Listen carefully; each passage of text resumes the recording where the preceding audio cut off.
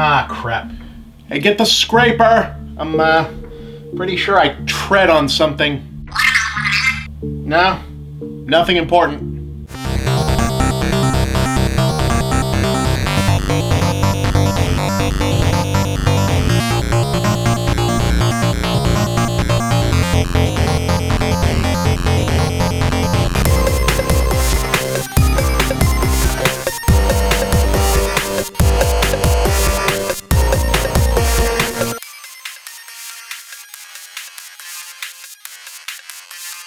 So this week Activision laid off a shitload of people in a needlessly drawn-out, waiting-for-the-sword-to-fall fashion that really would have already been an absurdly ghoulish spectacle if it hadn't landed at the exact same time as an embarrassingly ignorant YouTube screed from a video games journalist whose industry relevance floats somewhere down around, well, mine, honestly, was getting spread around, blurting out hacky right-wing talking points, crapping all over, raising discussion points about one of the only things that could have helped those now imperiled Activision employees and could still help others working in the nuclear hellscape that is the games industry, labor unions.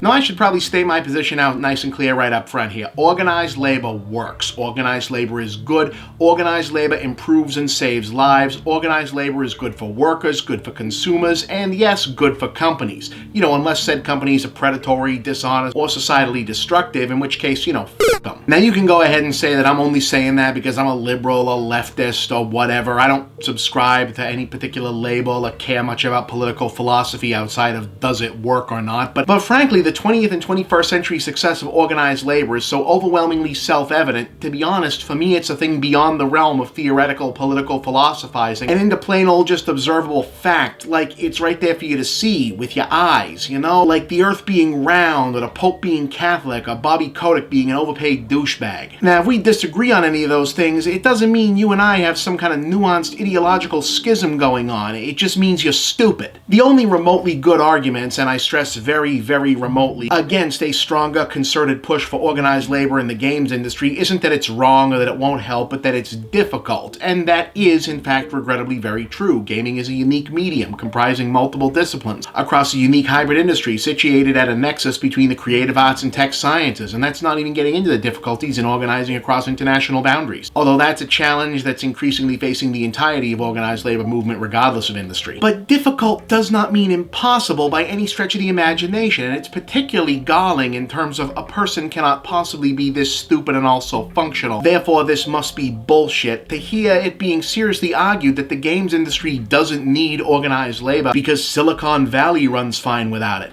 Firstly, no it doesn't. From the warehouse all the way up to the superstar coders, big tech's daily grind is a goddamn dystopia of early burnout, high turnover, and workplace PTSD. And secondly, it runs, fine or not, in large part for the same ugly, awful reason big studio game dev by and large does. A thus far endlessly replenishing, fiercely competitive workforce of eager young people willing to endure abuse and degradation to work vaguely adjacent to something resembling their dream job, plus the ever-increasing reality that for many the alternative is move home to waste away in the decaying cultural wasteland of real America.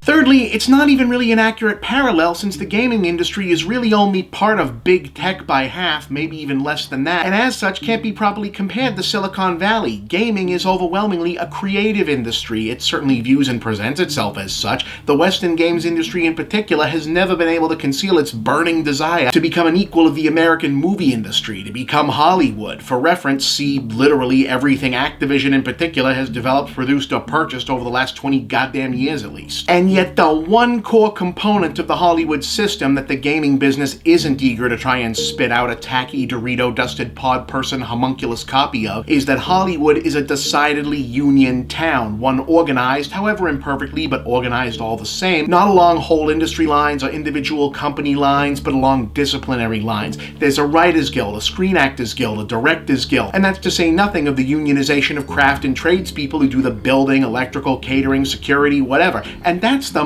movie industry. So essentially less a business than a rotating grown-up Hunger Games of drama club geeks and cocaine sitting on top of a literal fault line. If organized labor can mostly work there, it can mostly work in video games. And even if it can't to the same degree, it's worth trying for as much as the game's labor force can get for it, if for no other reason than to put some fear of mortality into the likes of Activision, Electronic Arts, and the rest of the corporate bastards. And remind them that the games that make them rich do not develop themselves.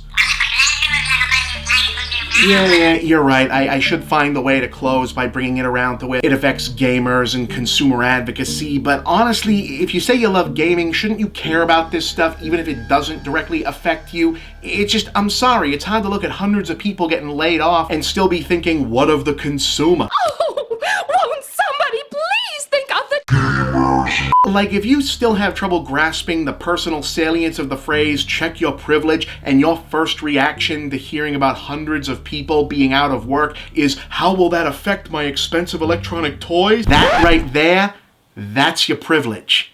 You should check on it. But that being the case, as I said up front, organized labor is also better for the consumer. Look, think about this logically. Do you really think there's no correlation between so many big games being drab, artless, uninnovative, generic, flavorless dreck, plagued by delays and yet still released broken and riddled with bugs, and game development being a horrible environment to work in with zero job security or incentive to do anything more than head down, just get by, punch the clock minimum? Would you be willing and able over time to commit the full force of your creative energy and passion to a company like Activision, knowing that it won't matter because at any moment the bosses can post record earnings and mass layoffs the same week? Does it not make basic common sense that if your game dev job was a good place to work, you will be more likely to produce good work there? That if game developers, designers, programmers, coders, etc. had unions and guilds and the protections they win watching their backs, they'd be able to focus their creativity and skills on the singular task of making the best games possible, precisely because they aren't constantly panicked by the distraction of impending potential job loss, homelessness, medical needs, who's going to feed their kids, their families, themselves.